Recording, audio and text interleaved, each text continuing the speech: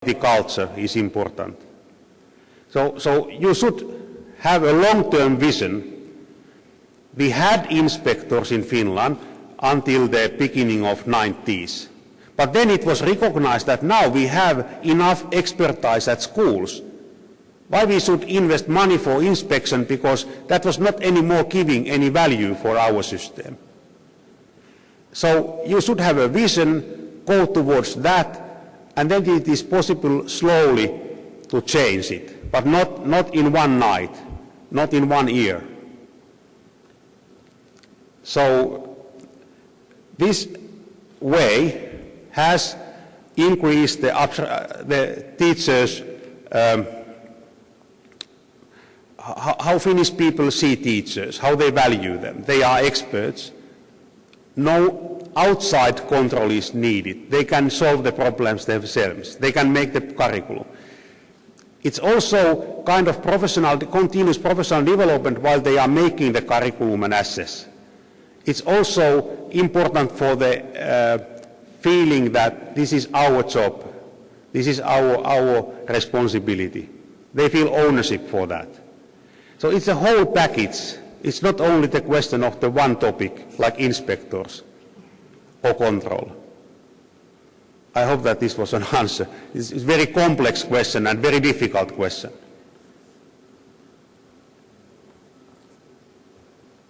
Other questions? I'm having a hard time seeing through the lights. Thanks for the talk, Dr. Jerry. It's again it's a question and a comment. Maybe what was successful in Finland does not work in an environment where you have a diversity of teachers coming from all over the world. So how do you think the Finnish model could be used to adapt to a culture where you have a diverse population of teachers with different background of qualifications, training, etc.? So this is the question quite often asked. So how to transform an educational innovation from one context to another context, and the contexts are very different. So we have done some small-scale projects. We have transformed something, and for example, we have transformed more out-of-school learning activities to Greece, which is an European country. But in Greece, they have never had out-of-school learning, especially in the context of enterprises, companies. So it takes a long time to explain to the families why we are doing this, why we take students outside from the classroom to the companies. Because the parents were thinking that it's a kind of loss of time, what they can learn from that kind of visit. So I think that the families and parents are very important, based on that small-scale experience. And after the families understand, mothers and fathers, it was quite successful story how we do it in Greece, in one city. But the context really should take into account the context in order to overcome the barriers between the context. Sometimes I'm answering that maybe you have to take also the families and children, everything to that context. You are willing to have Finnish system. But that's not, of course, not possible. But finally, if you are willing to go that direction, you should have consensus decided together, work hard towards that, communicate, network, discuss with families. That's what I can say, but there are no examples that it has been successful transport to the other system. In Finland, we are looking around us. We are taking ideas from United States. Many of our innovations are coming from United States. But I think that some of them has been better implemented to our context than in the originally. For example, this school society school-family society collaboration, I mentioned it. I think it's very successful in our context. I have seen in United States also good examples in that field.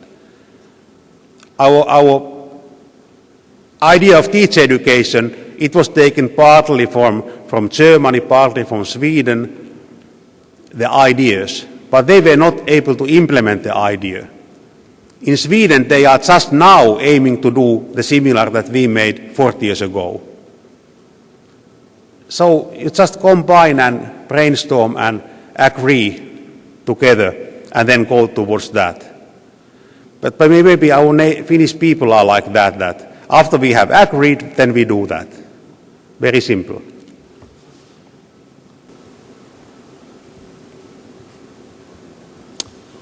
Other questions? I saw a hand. Good morning. My name is Fazia from the Ministry of Education. First of all, I'd like to thank you. I'd like to thank you for the, a very beneficial presentation that I enjoyed listening to it. What Dr. Jerry, he mentioned regarding the inspectors, I'd like to, briefly just elaborate for us what are or what is the role of inspectors? Specialized or inspector that, inspects the whole school for education or teacher education especially? Thank you. As I mentioned, so we do not have inspectors anymore. In the 90s we had. And I was a teacher at that time. And in my memory, the inspectors were really friendly, critical friendly people, discussing and brainstorm together with teachers, very supportive. We have a slogan that assessment is for improvements. Assessment is never for punishments. So always we are very happy to get feedback. We are very happy to, for example, from our students, from the municipality. We are happy to discuss about the feedback. We are happy to make improvements based on the feedback. So that was the ideology in 90s. But since 90s, we do not have any. So maybe nowadays the teachers and families, students, together are kind of inspectors. They are looking how the system is going on, how we can, okay, the data is saying like that, and now we should make improvements. We have in Finland auditing of quality processes. We are not having quality control. And this means that every institute should make plans, kind of operation plan for the institute and a plan for looking for good quality. And we are having auditing of those plans. I think that is a good idea to get feedback how an institute is looking for quality and then getting some recommendations how to make the quality work, quality culture better. So this is my understanding of inspectors. They should be critical but friendly, having an attitude that assessment is for improvements. Everybody should share that attitude. The quality processes should be proper. We should collect feedback, analyze it, make improvements. But we feel now that it's a loss of money if we are having people who are doing that instead of teachers and principal and parents and students. I think we have time for one last question before break. Let's see. Thank you very much for the presentations. My question is for Dr. Dayan. So I worked with the teacher task force for the past 2 years, and I remember that they were working towards getting teachers or teachers' policies part of the teacher education for all initiative. I don't know what happened after that. If UNESCO still think that teachers are the core of better education, why it hasn't been included still in that initiative as one of the principles or whatever it's called? Thank you. Thank you for your question. I think you've been working with the teacher task force longer than I did. If we look at, I don't have the whole wording with me, but if you look at the SDG goal, number 4 is specific to education, although it's clear when you look at the other goals that education will be an important part of those other goals as well. But if you look specifically at SDG 4, 4C talks about teachers.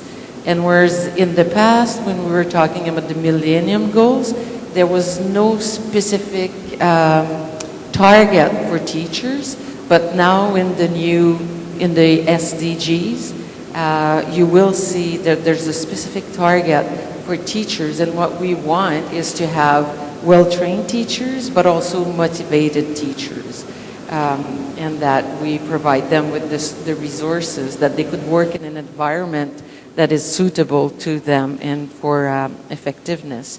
But there is, and I think that's partly a result of the efforts of the teacher task force to push for this teachers element in the goals itself, because although we wish to have all students, pupils educated, if we don't have the teachers and qualified and motivated teachers, we won't achieve the goals. Thank you. I think we've used up our time for the discussion period, but I do want to thank again our speakers for adding quite a number of provocative ideas, valuable ideas to this discussion, and I want to thank those who asked the questions that helped elaborate a number of issues that I think are important. I believe in the schedule it's time for a coffee break, but I'm sure if you didn't get a chance to ask a question, our speakers would appreciate you coming up and asking them personally as we have time during this break. Please, again, let's thank our speakers for their contribution.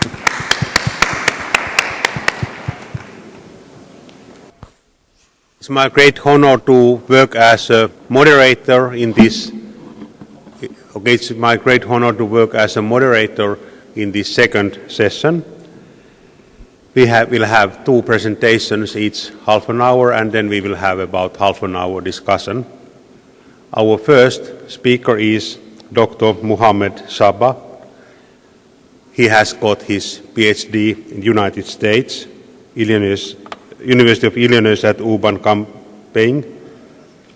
His research interests include therapeutic value of art experiences for children, and particularly those experiencing behavioral differences.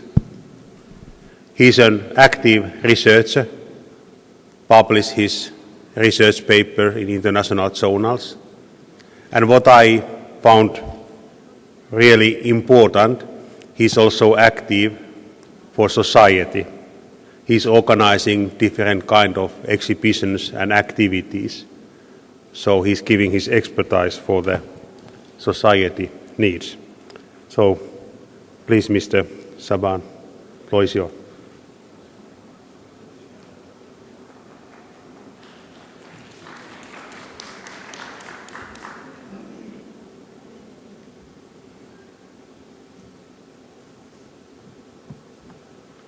Assalamu alaikum. Today I will explore our teacher training program at the University of United Arab Emirates. And as you know, the United Arab Emirates University is one of the leading universities in the nation. And also the College of Education is also one of the leading colleges and one of the first colleges also to be established in the nation. And that's why it's important for us to present our experience and our programs and our degrees, and also to show how we are really working on the training of our teachers for the future.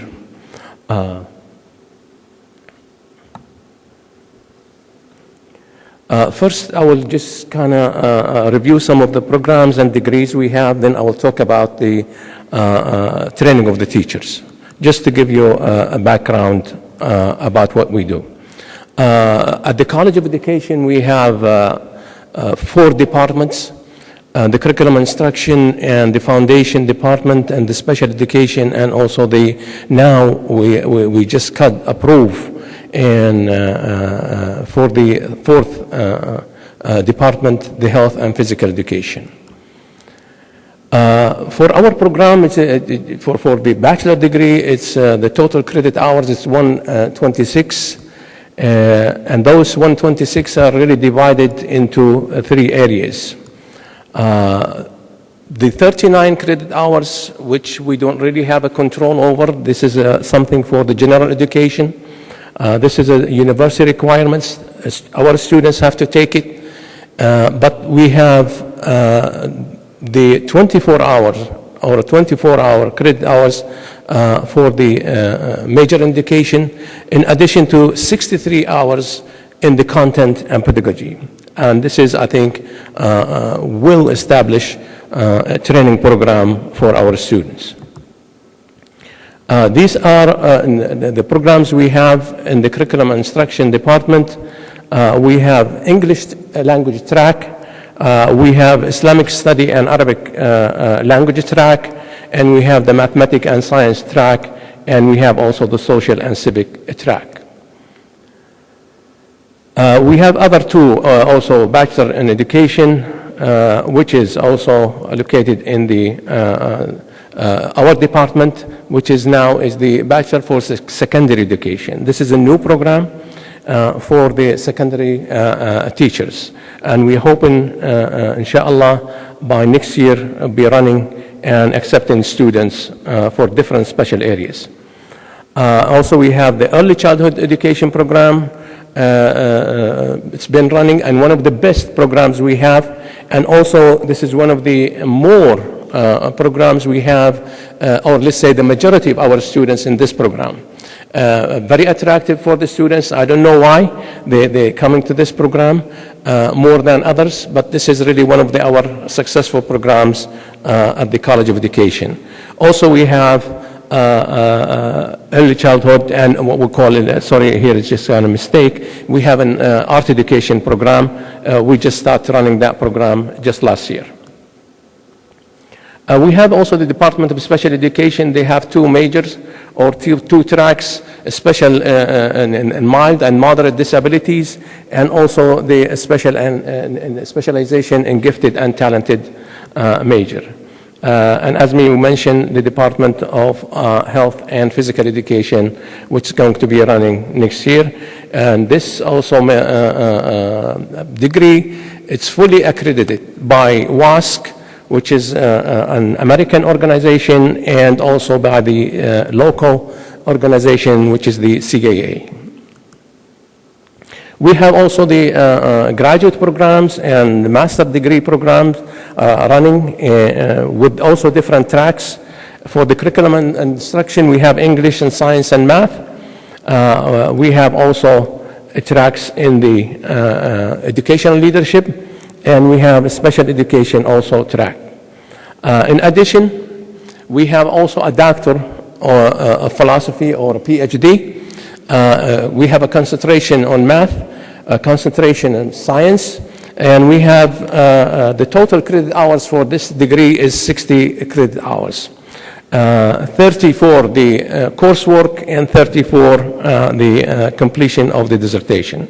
And we have also the concentration of the language and literacy. Master program and PhD programs, they are really, those 2 programs are really intended to be as a research. The undergraduate program, we are really training the teacher to teach. For those programs, teachers are coming back to our college to do research, to look back at their experiences, to look back at what they have at the field, to study some of the problems they have, to study some of the cases they have, So they bring really that rich experience they have in the field and try to kind of find a way. If it's a problem, we wanted to find a solution for the problem. If it's a program in the schools or some issue in the schools and need to be developed, they will look through that and also working on the development of such issue. So our graduate students coming from the field, they are not really someone who's strange to the field. So they are teachers, but at this point, as we say, in the master and PhD program, they are intended to be as a researcher, to find, like I said, solution to the problems we have in the field, which is, like I said, is a bit different from the undergraduate programs or the bachelor degree programs, where we focus on the training of the teachers as someone who is going to be in the future or going to for the future as a teacher to really teach those young individuals in the schools.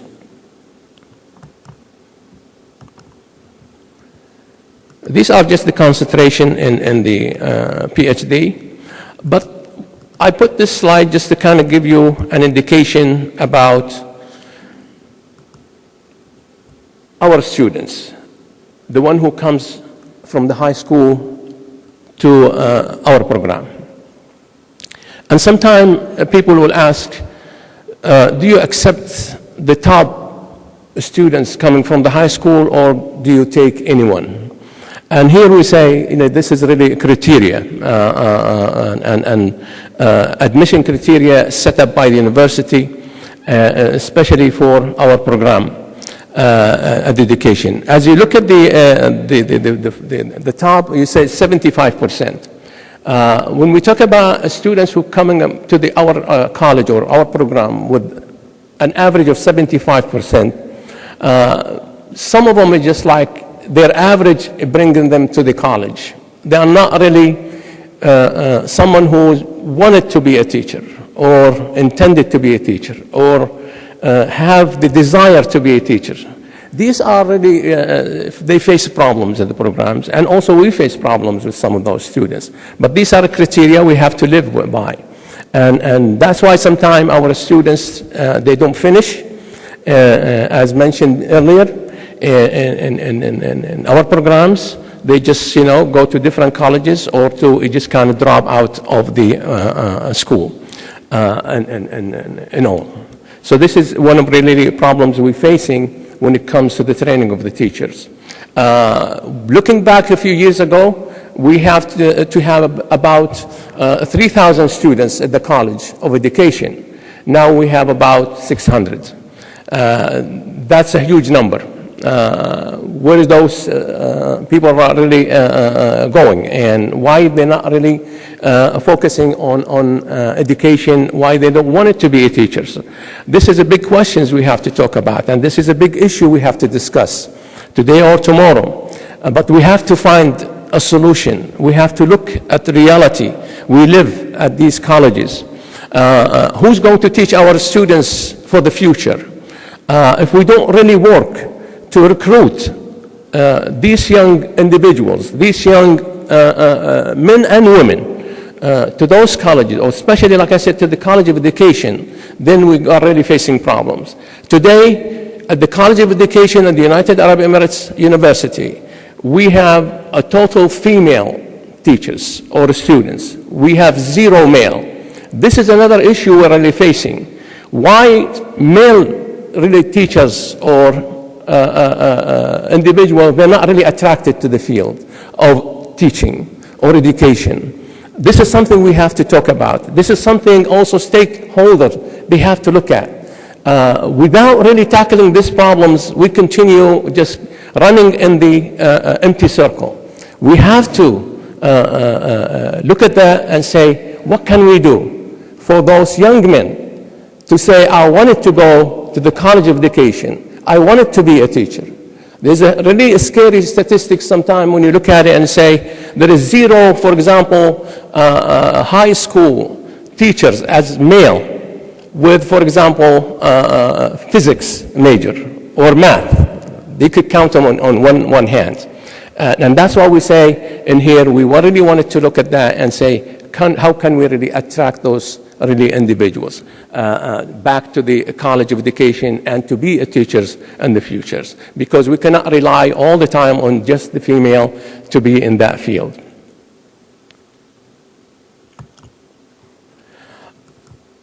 For that, our college, our university, really always seeking the best, especially for the training of our students. And that's why we're always looking for international recognition. We're looking for international standards. We're looking for the best experiences out there. And we try to kind of benchmark with what we do. And that's why a few years ago, we were recognized by the NCATE, which is also an American institution. Last year, we were recognized also as a university as a whole by the WASC, which is also a US institution. Now we are really seeking CAPE, which is also an institution who already focus on the training of the teachers. And we are now in the second phase of really, inshallah, gaining the accreditation for our programs at the College of Education. So we are trying to seek the best in order for us also to attract the best to our programs. We want really the top students. We want the top individuals who are really interested in teaching our young children for the future. Now our clinical experiences, or as we call it, student teaching. In addition to all the coursework our students they take, we really take the training seriously. And we put a lot of emphasis on that. And we send our school, our students to the school, to the Ministry of Education or for ADIC. That means our students, they go from Abu Dhabi to Ras Al Khaimah. And for our college, always provided also the supervision for those students. We don't send them to Ras Al Khaimah and leave them there. We always follow them. We follow them by faculty members as a supervisor who supervise them, visit them more than one, twice, 3 times, 4 times, even more than that, to make sure that they are really gaining the best experiences they have. In addition, those students really have also a supervision in the school. They have the principal, they have the lead teachers, and they have also sometimes the teacher or the supervisor from the field. 4 or 5 people follow one student to make sure that we are really training that teacher to be the best. Sometimes we fail, sometimes we succeed, depending on the students, depending on what really that students wanted to be at the end. But mostly we succeed. Mostly we really push those students to be the best they can be. And this is really our program. And the students spend 9 credit hours for that course. In addition to that, they have a 3 credit hour course, which is we call El Capstone. That course is running together. Our students, they spend 5 days in the field, and they come back to the college for a reflection. They meet with the faculty member. They do a reflection on their experience for that week. They plan, and they implement their planning. We look at that plan, and we look at also the implementation of that planning. Where did we succeed? Where did we fail? In addition, we encourage the students to also do a research. No students leave the program without doing one research, at least. One research, one case study. This is something they have to do. Just to look at, like I said, what they have in the field, whatever problems they face, students, teachers, whatever it is. And also they have to do a look, or they call it a reflection on a teacher. And they have to choose the best teacher in the school and to study that teacher, to see the quality they have. What kind of teachers really have in that school they are going to. And they look at that teacher and say the teacher is doing this and this and this and that. In order for them to learn from that teacher, we ask them to follow that. We ask them to follow those teachers, and we ask them to write reports about those teachers. By the time they finish, like I said, those one semester in the school, our students are ready to go back, and like I said, and teach again as new teachers for the future. This is really what we do in our clinical experience, and this is the emphasis on there. Of course, we don't send them immediately from the first year. They have to really finish their coursework, and as you see in here, we have to look at their credit hours, and they have to finish 114 credit hours before they go to the field, because we're not going to send someone to the field without experience. At least they have some experience. And this is one of really major things we have to look at that. In addition, they have to pass the exam. What we call it content exam. That's their major area. We look at that, we examine them, we interview them, we make sure they are really competent in these areas before we send them. If they fail, they have to sit back and wait. And after that, then we could say, you can go to the field and continue the field experience. Of course, our focus on the field experience, what we call 4 domains. And as you know it, planning and preparation, this is something we focus on, and we wanted our students also to do the same thing. We want them to also to be proficient in instruction, how to really instruct what they plan for. We want them also to be teachers who know how to design a classroom environment, how to deal with the students, how to create those wonderful environment for the students to learn. A classroom today is different from classroom of yesterday. It's not about tables and chairs. It's about involvement of those human beings. It's about really taking those young children to talk to each other, to discuss issue, not just to memorize, as mentioned earlier. And this is what we wanted really our students to do. That's why we pushed them to create the best classroom environment for our young children. In addition, we want them to also to be a professional. We want them to be professional teachers who seek professional development, who seek advanced, who seek for themselves to be the best. This is really one of the major also issue we focus on the students as students in the field as they also been trained. We push them, like I said, to look for new information, to look for new ways to develop themselves and to make themselves better in different issues and different areas.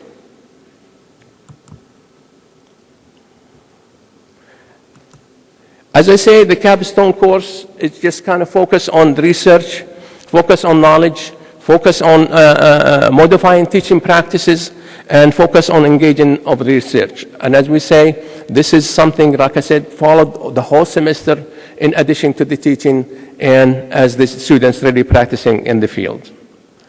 The student teaching schedule, as you see in here, we don't send the students just to the field and say, go ahead and teach. They have to go through a process. They have to go through orientation. They have to understand the environment they are really going to and understand also the people they're going to deal with. So from the first week, they get really to know the school, the environment, the students, the classrooms, resources, whatever. Second week and first week and second week, they start also to go into the planning. That's before, like I said, they go start teaching. Then in the third and the fourth week, they start to teach 1 to 2 classes until we go to the 5 and 6 weeks where they also teach more classes with supervision, of course, supervision from the teacher in the field, and also the supervision of their faculty at the university.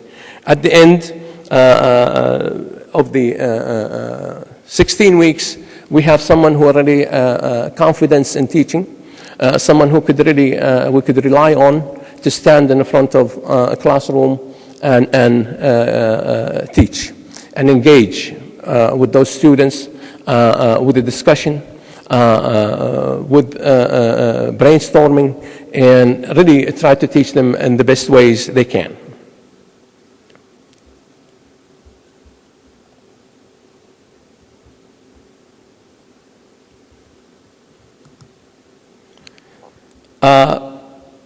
Sorry.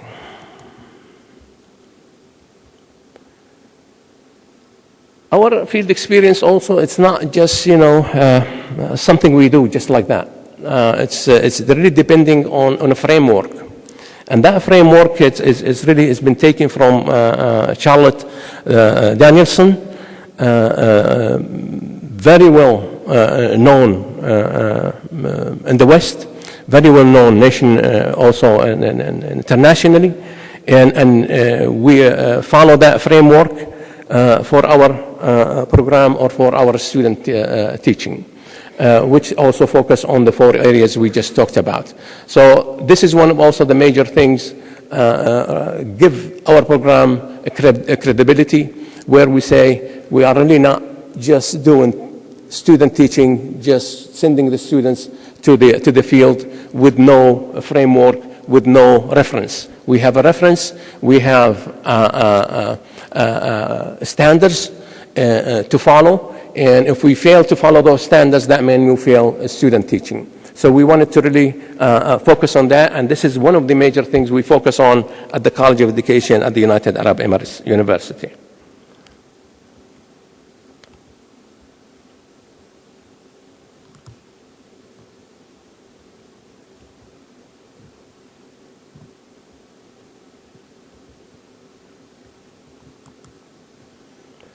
The supervision, as we said, it's really a teamwork, and this is also one of the really best things we could do for our students. It's not one individual who supervises our students. As we said before, we have 5 individuals. We have the faculty member from the university as a supervisor. We have also the lead teacher in the school. We have the classroom teacher in the class. We have the principal, and we have also sometimes, as we said, the supervisor from the field. They all follow this teacher. They all go with that teacher. They're always in there. If the faculty from the university is not there, the teacher is there. If the teacher, of course, the teacher is always there. And if the principal is not there, the supervisor is there. So the students not left alone by themselves, because we want to make sure they have the best experience they could have. And that's why we really follow. In addition, those team, or that team, they don't really work individually. They work together. They plan together. They sit together. They look at the students. They say, what is really the weaknesses they have? What is the strength they have? And they work on that. But they, like I said, they don't work individually. They don't work separately. They work together in order for them to really give that students the best experiences they can. Of course, at the end, we have to evaluate our student teachers and our teachers for the future. And also, this is really a very tough evaluation process. We work with the team, as we mentioned, and the team always, like I said, evaluating those student teachers. The evaluation starts by visitation.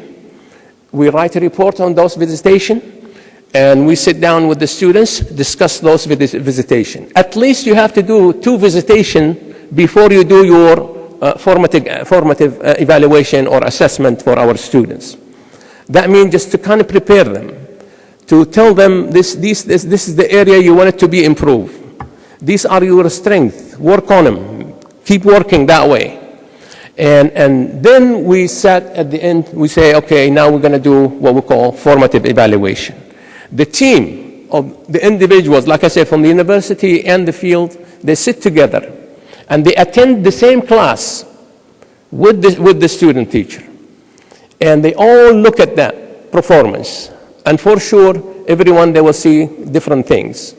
But at the end, they will sit together as a team and evaluate the students. Also, the students will be sitting with them to talk about important issue, to talk about issue that is related to what they really did in that classroom. And they give them direction. They give those students points, or like I said, they point at their weaknesses and their strength. And they ask them to really develop, look at the issue they have a problem with, and continue working with that. Until we come to the final evaluation. Before the final evaluation, is also, we have to do at least 2 more visitations. We have to visit the students in the field twice before we do also the final evaluation. Once we did that, then we go with the final evaluation, and the same process we did in the formative evaluation, we do it at the final evaluation. The same team, they sit together with the student teacher, explain everything, then grade them. And you say you failed, or you say you already succeed. And this is where, like I said, we wanted the students to really accept what we say, accept what individuals really given them those feedback about their teaching, about their experiences. And most of the time, our students really very well really adapted to that kind of process. But these are, as we said, I don't want to just go quickly in here. These are the roles for each of the individuals supervising our students. At the end, what I would say, this is really a tough work. This is work couldn't be done by one organization or another. This is coming back to what we say is a teamwork. I cannot work in the university without making a connection and partnership with the Ministry of Education and also EDIC. We have to work together. The same thing, the Ministry of Education and EDIC, they cannot work by themselves. They have to contact universities. They have to contact College of Education. Because there's a lot of changes. Today we see changes at the Ministry of Education, curriculum, different kind of programs, whatever. Sometimes we don't hear about it. So we need that kind of communication. We need that kind of partnership. We need the Ministry of Education to come and say, this is something new we wanted to work on. Can you create something for us? Can you create a program for us? Can you even revise your programs to fit our needs? Because if we don't do that, we will work on one direction, and the also other organization will be working in another direction. Then the loser is the teachers, and the loser also is our young children for the future. And I wanted to thank you for listening, and thank you for taking that time.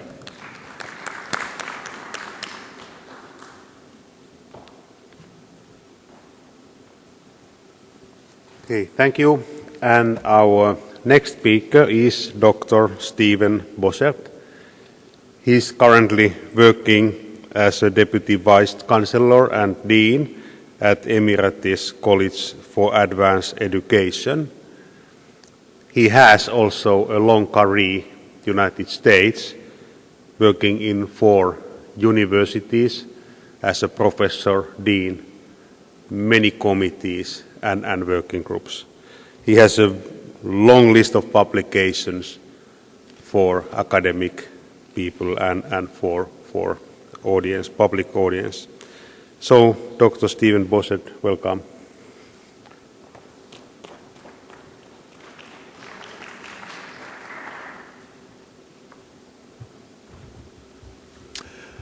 Thank you for the introduction and for inviting me to come today. I want to break my remarks today into 2 parts. One, I'd like to share a bit about Emirates College for Advanced Education, what we do and our unique role in Abu Dhabi. And secondly, I'd like to talk a little bit about how teacher education programs themselves are being held accountable. How do teacher education programs guarantee their quality of graduates and program design? So I'd like to talk about those 2 things, hopefully within the half-an-hour time limit that I have. Emirates College for Advanced Education was founded in 2007, just 9 years ago, to prepare Emirati students to become teachers for Abu Dhabi Education Council schools, which makes it somewhat unique. Of all my years, nearly now beginning the 43rd year in education, it's the first time I've been at a standalone college of education.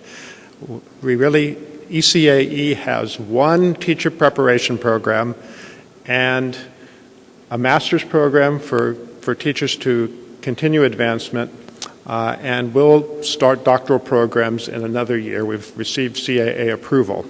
But it is unique in that our one teacher education program is specifically designed to prepare one type of teacher for Abu Dhabi schools. Many of you know that there was the new school model, now rebranded as the Abu Dhabi school model.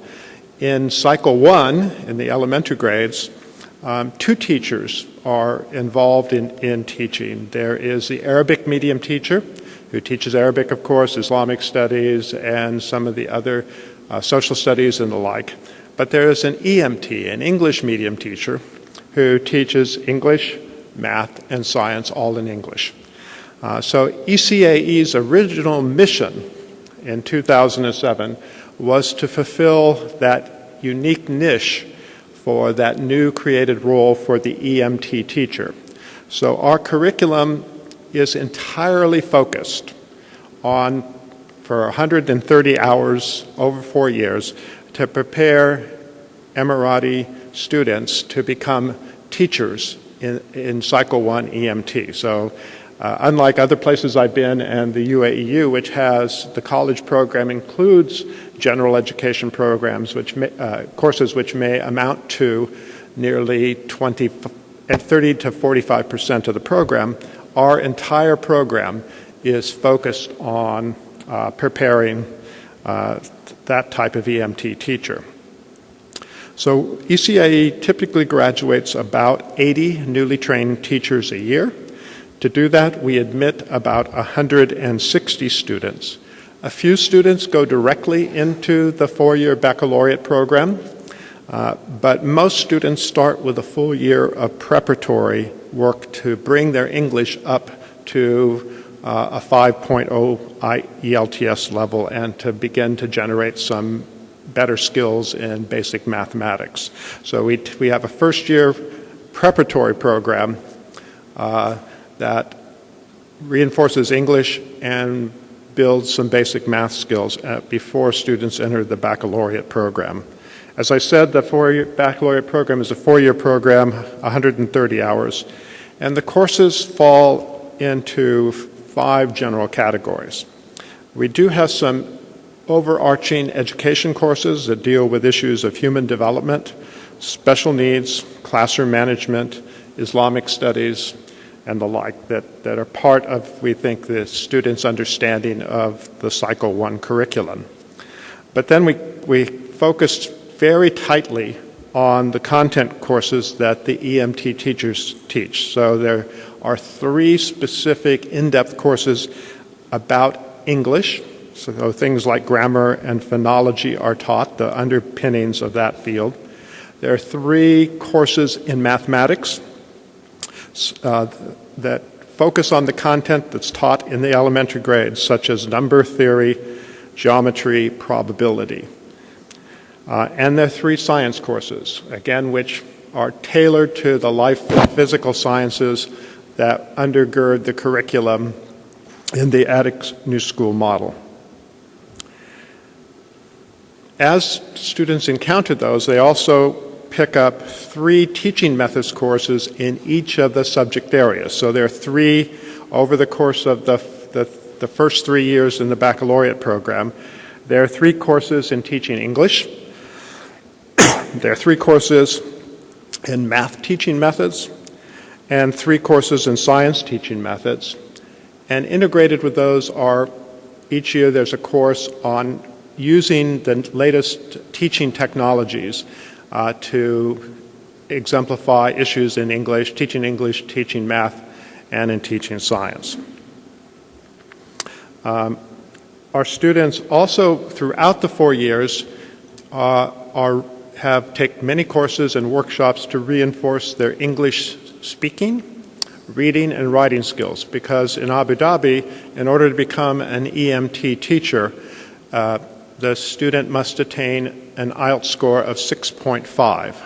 So throughout, where our students start their first year in the baccalaureate program at a 5 or better, hopefully. But we know that to get hired after the end of the program, they need to have an IELTS certificate at 6.5. Internally, students can't enter their senior year, their last year, and start their internship until they must attain a 6.0 to move forward into the internship. We help students broaden. Fifth area of work we do is we help students broaden their understanding and create a little specialty that might relate to their teaching in Cycle 1 schools. And we call that a concentration, and that's 4 courses that students typically take in their 3rd and 4th year.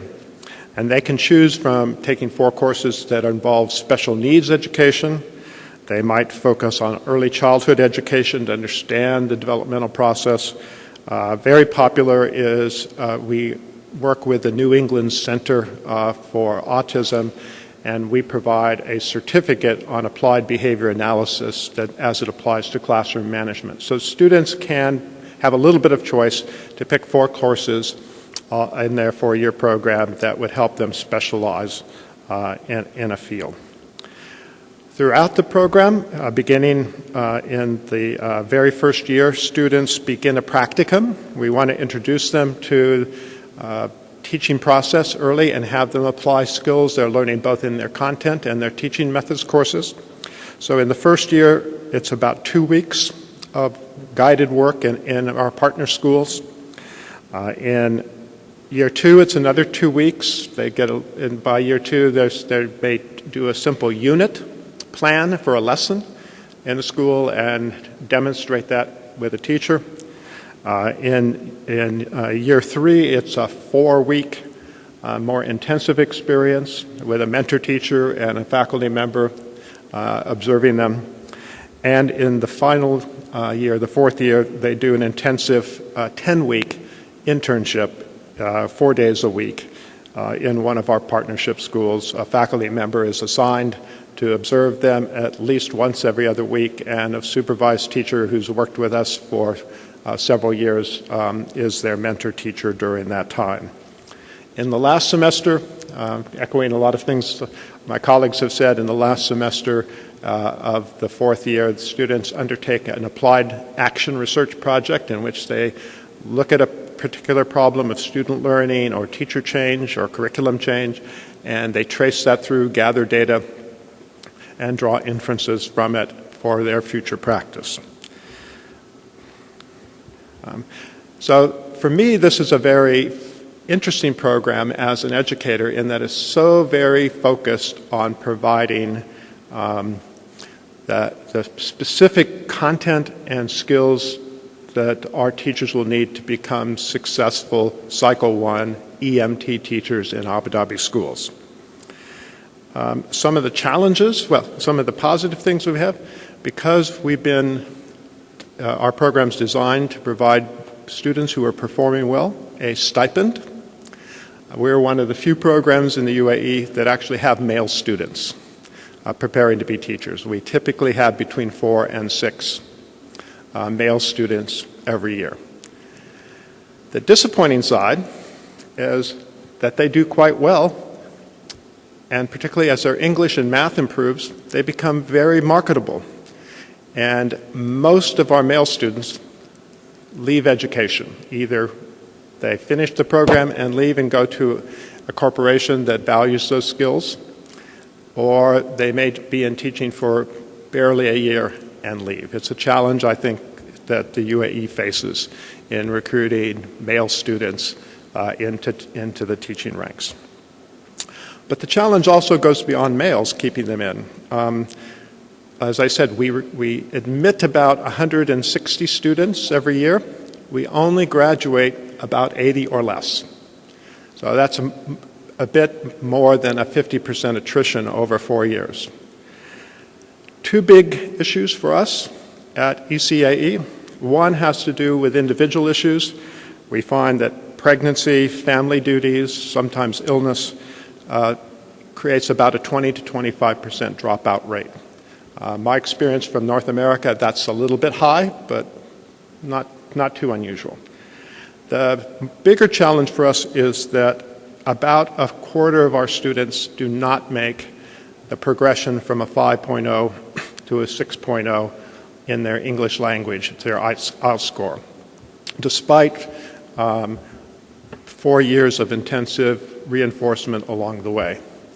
And that's a question that I think will be an issue for those programs that expect new teachers to teach in a second language and master that language at the same time they're mastering the content and the teaching skills. And our faculty has had numerous discussions about the dilemmas of preparing college students in a second language to also teach, having them improve in that language in a relatively short time and teach effectively in that language.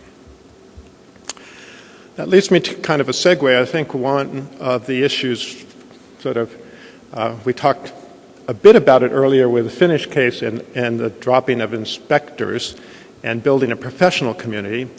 In colleges of teacher education, there is a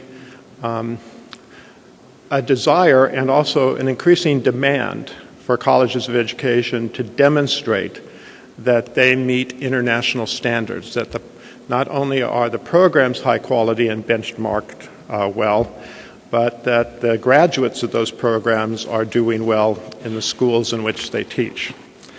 And so the paper I wrote for this conference focused in part on that issue, and it's an issue of what is the role of international teacher education accreditation as part of the quality assurance process for colleges, universities, and nations to demand of their teacher education programs. International professional program accreditation is not new to a lot of fields. For example, in the fields of business and engineering and IT, it's pretty commonplace around the world that a professional body will also be engaged in granting accreditation to college and university programs. So, for example, those of you who've been at universities or involved in colleges that have schools of business or colleges of engineering, they probably participate in an accreditation or quality assurance consortium. In the U.S., actually around the world, the most popular in business is the Association for the Advancement of Collegiate Schools of Business, AACSB. It's been doing these accreditations since the mid-1990s, particularly around the Gulf. A big motivation for international program accreditation in business and engineering really has to do with job mobility of the graduates. Probably less concern for teacher education colleges. So for business and engineering, one of the big motivations on accreditation has to do is, can graduates of a particular program go on to graduate study in another country and have their credits recognized? But that's also starting to filter into education in interesting ways. For example, in Europe, with the European Union, something called the Bologna process is a process by which universities look at the quality standards for their programs. And a big motivation for that process, which led to an accreditation agencies that are multinational and standard-setting bodies in the European Union, was in fact that they wanted to make it easier and more reliable for graduates of programs to go from one country to another to earn more advanced degrees, to move from, say, Finland to France or to the UK, and have their degrees and credits recognized and validated so they can move forward. Likewise, for faculty mobility, teachers could move from one place to another and have those degrees recognized. But a very positive secondary aspect of these developments around the globe have been to start to develop shared understandings of the standards and expectations for the professional preparation programs. So, for example, in the field of business, the AACSB has a very strong set of expectations that are now being pretty much adopted around the globe in understanding what types of content should a business program, an MBA, for example, entail, and the clinical experiences that business programs should offer their students in order to be effective graduates. Teacher education really hasn't, until the last few years, had the opportunity to be involved in international accreditation. Up until about 3 years ago, there had not been any bodies, any professional group or institution that actually has completed international teacher education accreditations.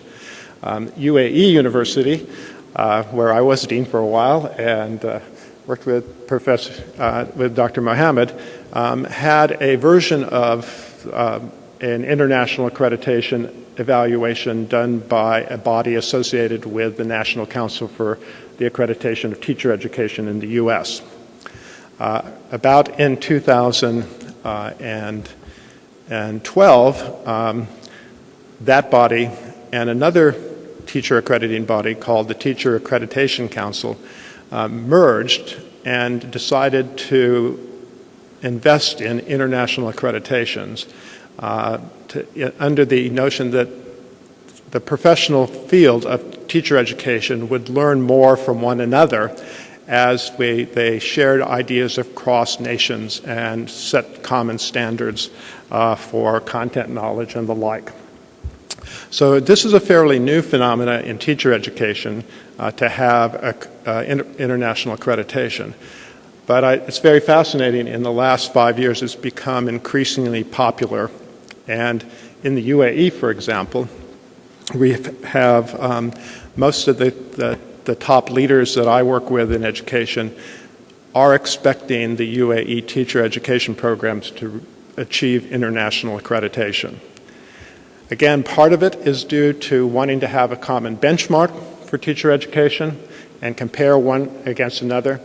But more deeply, I think it's driven by a desire of the faculty and the leaders of the colleges to really engage in a quality assurance process so that we know that what we're providing to our students and preparing our graduates to become actually meets the demands of the stakeholders in our region. I don't have enough time, and it would probably bore you, for me to go through the details of what this accreditation involves, but let me highlight a couple points. Common to all types of international professional program accreditation, whether it's in business, engineering, medicine, and the like, involves the college in a self-study. A sort of a deep look at what we are doing, how we go about making decisions, and how well do those decisions connect to the requirements of the jobs and the education agencies that we work for. And so for the most viable option in teacher education right now is the Council for the Accreditation of Educator Preparation. And that self-study that you do has 5 key standards. And that helps us kind of understand what teacher education should be expected to do and show that they can do in the future. Standard 1 is pretty common sense. Most of you would resonate with it. Standard 1 has to do with what do teachers, our student teachers, know and are able to do pedagogically.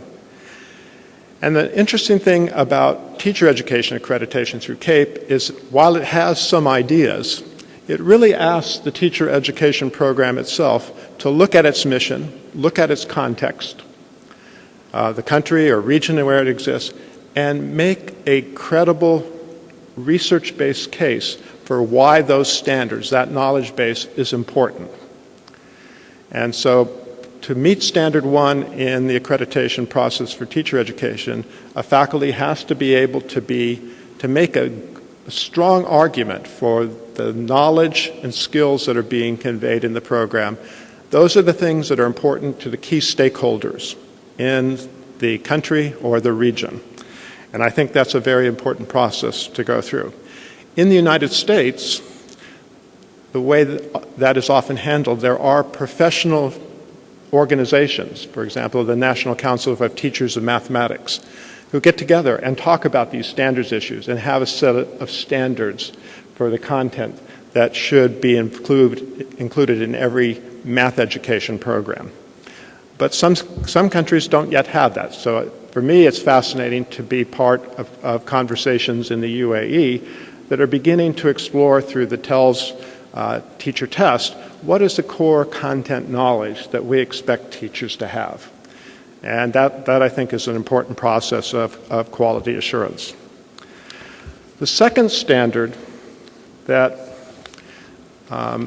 teacher education, CAPE, asks colleges of education to think about and demonstrate is the quality of their clinical partnerships with schools to do student teaching.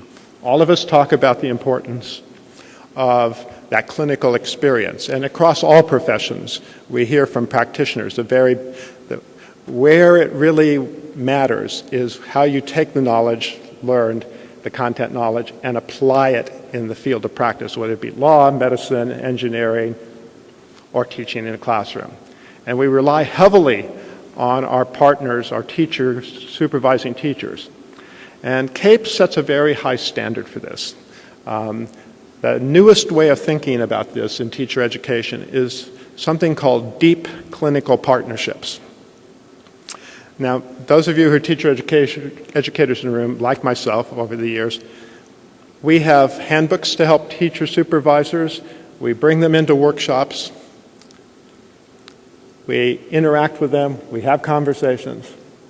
But rarely, historically, do we involve teacher educators, school principals who are responsible for our student teachers. Rarely do we bring them onto the campus and have them help us think through how do we set the standards and rubrics for our content courses, whether it be in math education, science education, Arabic, English, Islamic studies. It's rare that we do that. It's rare that we ask them to think about admissions criteria and how we move students ahead. CAPE sets a very high standard for this. Actually, even U.S. institutions are having a hard time meeting. Those have been accredited for years. Is they want colleges of education, teacher education programs, to demonstrate that they take seriously the needs of stakeholders, teachers, administrators, school policymakers, leaders in the country or the state, that those voices are part of the decision-making process and the evaluation process of the teacher education program. As dean at ECAE, I'm kind of nervous because my board of trustees wants me to attain CAPE accreditation in 3 to 5 years, and we do an excellent job, I think, in clinical preparation, but we only are at the surface of including the teachers and administrators in the deeper thinking about the quality of our program, and we'll have to demonstrate that to be part of it. A third standard, which I think we'd all be envious of Finland, has to do with how we recruit students into our colleges of education as students. Very few countries have the luxury of taking 5% of the applicants. And some countries, like the UAE, are struggling to get young people interested in teaching. And so while we want the very best candidates, it's an issue of how are we really selecting young people into teaching. And I think that's a challenge for all of us in teacher education is we know that young people who have early commitments to teaching may be some of our best candidates. But in all these years, I happen to say some of my best graduates have been people who are late deciders, who got into a program and what maybe their first choice was accounting. They were good at math, they thought they'd go into business, and now they're in their third year in college, and they say, I don't want to be an accountant. And luckily, I was at universities that had a pathway to help students move from, even if they invested in 3 years, into a teacher education program and be teachers. So one of the challenges for us about recruitment in teacher education is having multiple pathways for young people to enter teaching and get a taste for it. And some will decide teaching's not for me and legitimately help them move on, but also have that pathway for those who started in another field to come in. The fourth standard for international teacher accreditation really has to do with program impact. And this is the one I think is the most challenging for all fields of professional education. It's too easy, and most of our accreditation and quality assurance in education has focused on inputs. Do we have the right curriculum? Do we have faculty who are educated properly? Do they have the right degrees? Do the students go out and do the clinical internship? Rarely do we look in depth at how well do our graduates do after they graduate. So CAPE has set a very high gold standard for this. It's actually very difficult and a bit scary. CAPE says we want you to track your graduates up to 5 years after they graduate. And we want you to show not just that their supervisors tell you that they're doing well, which is good, that your graduates tell you that they learned something from you in your professional preparation program, which is good. We want those two things. But CAPE is asking for one more thing that's kind of scary and very hard. Do those teachers have a positive impact on their pupils? Can you see that your graduates actually are doing things 2, 3, 4, 5 years later that sustain student achievement in the schools? As a researcher, this is called a value-added measure. Can you demonstrate that the program quality that you provided to your graduates actually has a tangible evidence of effect 1, 2, 3, 4, 5 years after the program? Honestly, we don't know how to do this yet, but I think it's a worthy standard for us in teacher education to keep in mind. It's necessary that supervisors are happy with our graduates, that our graduates are still in teaching and believe they learned something from our college's teacher education program. But the better evidence for program improvement is, did they learn things in our teacher education program that they actually can demonstrate in the classroom that makes a positive impact on the learning and achievement of their pupils? That's the end result we all look for. We want to know that our teacher preparation programs really have an effect on the achievement of young children in the classroom. And that's something we all need to work on. Finally, the fifth standard in quality assurance of programs has to do with understanding how program change occurs. All too often, I find in my field, when I've looked across, I've done quite a few program evaluations of teacher education programs and other graduate programs around the world. All too often, I see that changes have been made. They look good on the surface, but when you probe a little bit deeper, what's the basis for that change? What was the evidence? And CAPE, and I think teacher education quality assurance, we need to be confident that we make changes based on real evidence. And so CAPE sets a standard that colleges of education have to demonstrate for every significant change they make in the curriculum, in the process, etc., actually derive from at least 4 data points. That might be 4 consecutive semesters or even 4 years, that there's real data that give you evidence that there should be a change made. And so it really is about the quality of strategic decision-making in the institution and the valuation of continuous improvement.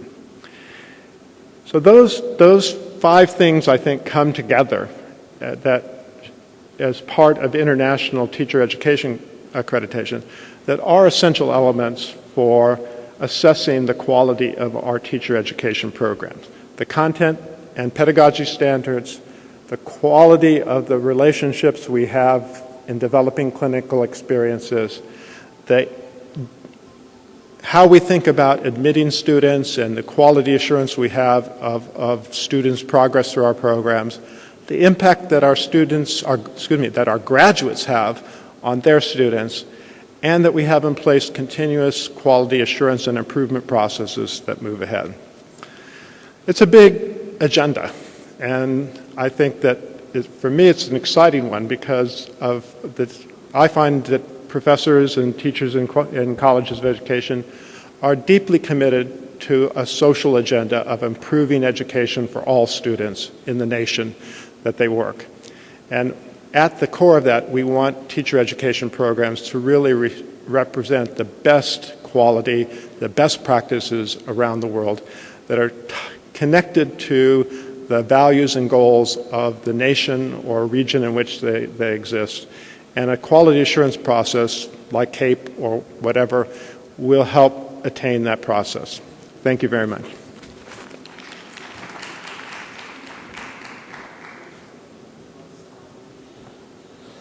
Thank you, Dr. Bosert and Dr. Saban, giving us 2 interesting talks about teacher education programs and how we can look quality for those programs. And now the floor is open for questions and comments. Please raise your hand and you get a microphone. Huda, Ministry of Education. The question for Dr. Shaban, the question is 3 parts. Part 1, you said the students spend 1 semester in the schools at their graduate year. Is this time enough for students to have actual experience for us to rely on them, to stand behind the students and become a good teacher? This is part 1 of the question. The part 2 of the question, number of students in the UAE university, most of them are female, no male. So we need to think about what type of incentives can we provide for male students to attract them for teaching profession in the next time or in the future. The third part of the question is about student research. You said all the students have to make research inside the school. Did the university have certain procedure or certain plan to make added value of this research? In Arabic countries, as you know, we have a lot of research in the field of education, but did we benefit from this research to touch the hot issues and things that we really sense we have problems on them, and direct this research to have solution, a real solution that can we use it in the real world? Thank you very much. Thank you for your question.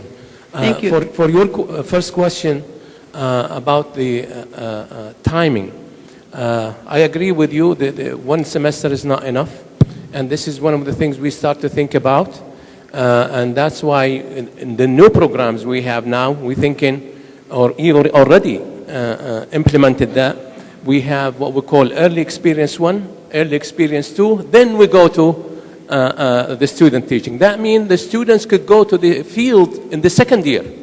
So this is one thing we really looked at, and we said we need to change it because one semester is not enough. I remember when I went to school in the College of Education, and I did my field experience, I went from the 2nd year. So we gain all kind of experience through, the 1st year, the 2nd year, and we gain all the kind of experience by looking also at different level of from kindergarten to high school. So this is really, I agree with you, and this is something we are really working on with the new programs, and also with the existing programs, try to add more timing for our students to spend in the field. So for the second question or the second part for the male, we try all our best. We go to schools, especially male schools. We do workshops. We bring them to the college. We bring them to the university. We try to convince them that teaching is good. Teaching is a great investment for the future of the nation, for the future of our children. But still, I don't know. They're not convinced. I don't know what to do. I think maybe there's other organizations should be involved. Maybe salary increase, maybe other also scholarship, whatever. But we have to look at this kind of issue. University by itself cannot really resolve the problems. We're trying. We are really working, but we have to also work in partnership, as Dr. Stephen mentioned. We have to look for other organizations to help us to bring male students to the college of education and really be teachers. For the third part, you're talking about research. We encourage our students, especially in the capstone course, to do a research because we ask them to find a problem or a case to look at and find a solution for that. And we encourage them to do that. And sometimes even we say, even if you find a faculty member who could work with you on that research, go ahead and do it. But we do that. We encourage our students and to really invest also in the research because they have to be a researcher. A teacher is not a teacher if he's not a researcher. Because you cannot fix a problem if you are not really looking at it as from the eye of a researcher. So it's very important for any teacher, not just even practicing teacher, to do research. So this is the one thing we really encourage and we insist on, and it's a part of our capstone course. Research. They have to present their research at the end of their course. I hope I answered your question. Mm-hmm. Thank you. Yeah. Those are great questions. Just add two things. One about the student teaching in the school, one semester is not enough. But even, I've been at the universities in the U.S. where we've had everything from just one semester to spread out over all 8 semesters. Even that isn't enough, I would say. And that's because what I've seen in Europe and North America is that even the best teacher education programs aren't enough. And what we need to have is something called induction programs for young teachers in their first 2 years. And the data from several U.S. states are quite clear. Graduates from programs that went to school districts that had very good induction programs, which meant a mentor teacher, a school principal that was involved in formative evaluation along the way, that had other support networks, and even had university program push-in during that 2-year program.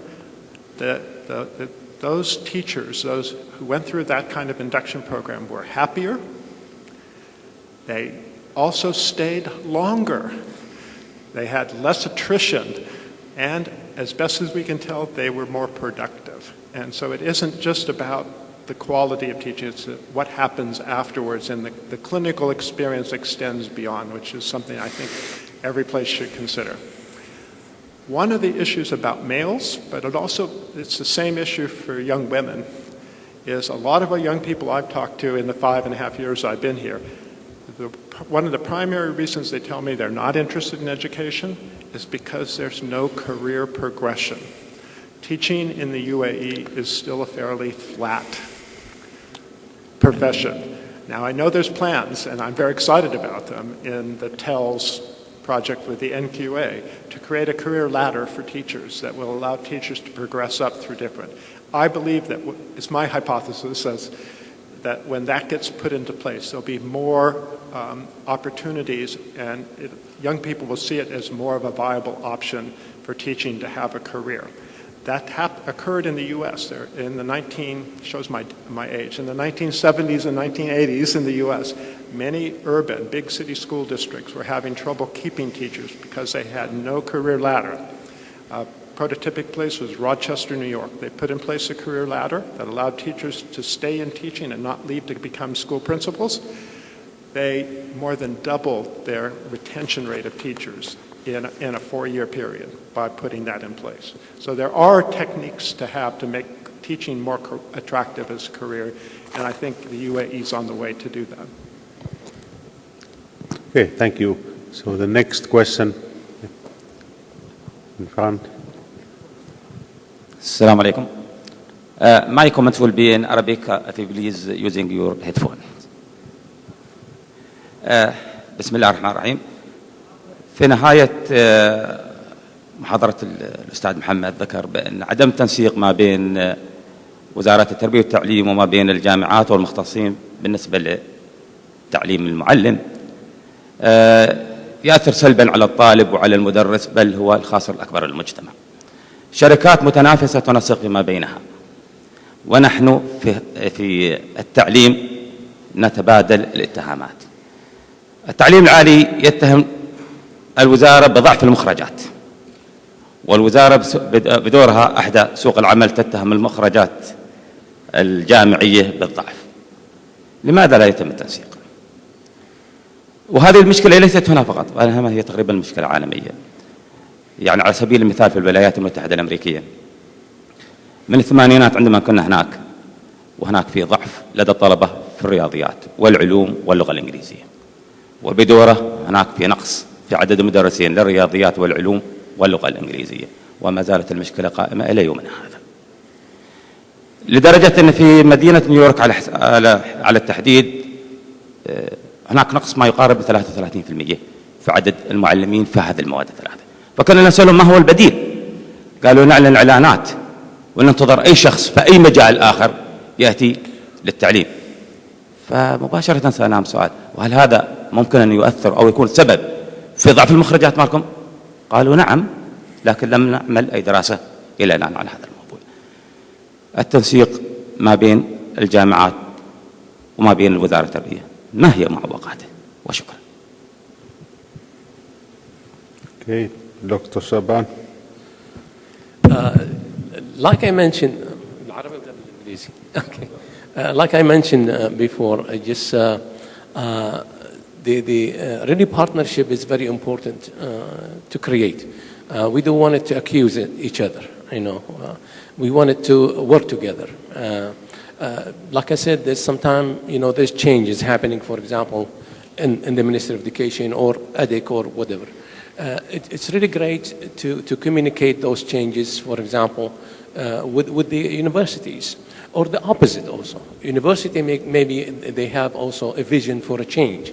The same thing, we should also communicate those changes for this organization, in order for us to work together for the sake of our children and for the sake of our teachers. Because if we all work in separation or work in separate position, then we're not going to really achieve at the end our visions or our missions. So we really need to create that partnership and create that communication. Yesterday we were talking about it. Probably you know Dr. Khalifa Suwaidi, and he said, can you invite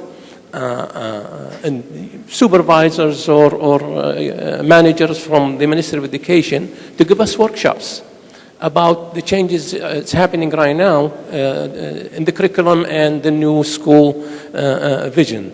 So I said, this is a really great idea. Why not doing it? And this is one of the things, inshallah, we will do in those couple of weeks coming.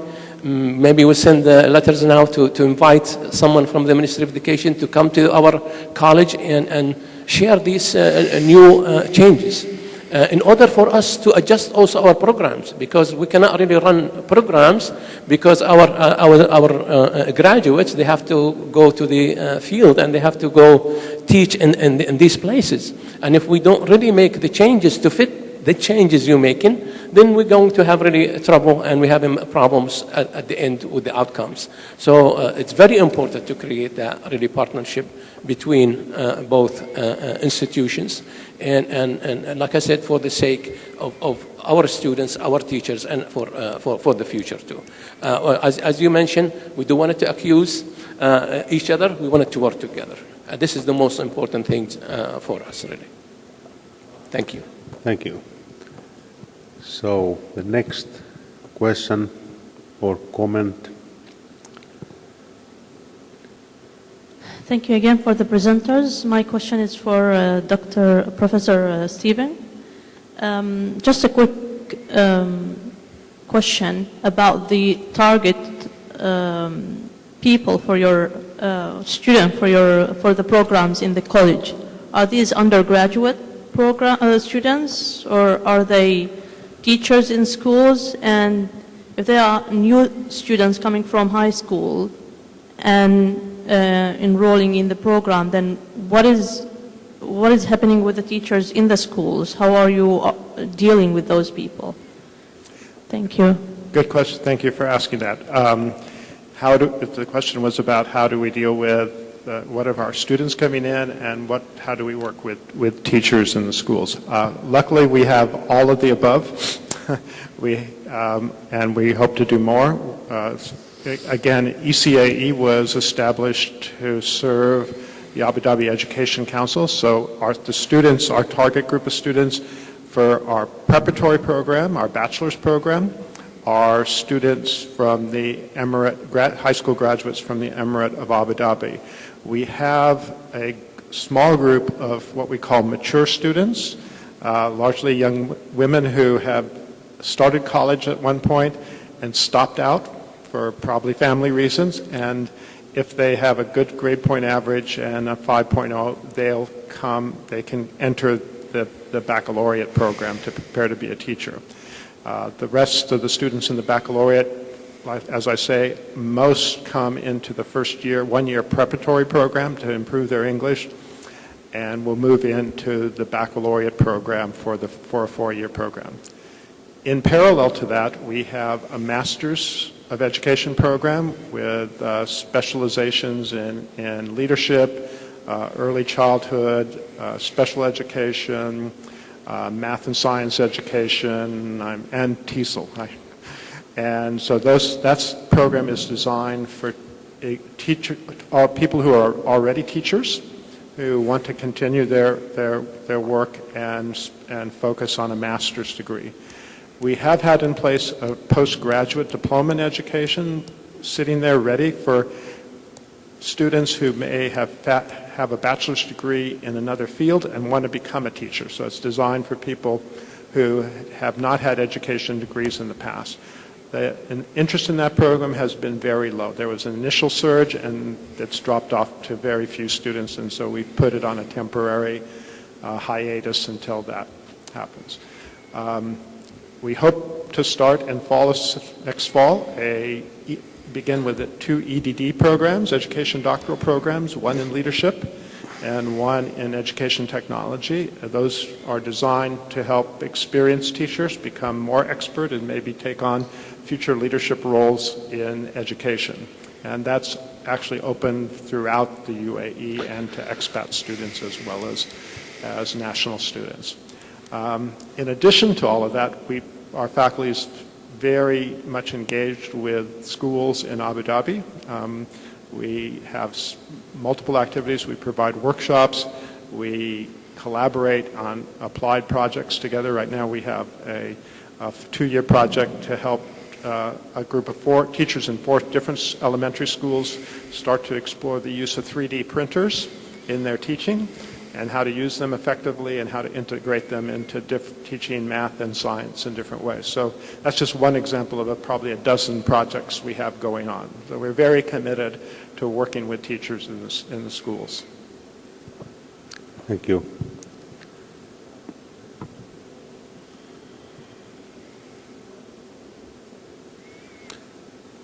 So it looks there are no more questions, but maybe as a moderator, just a very short.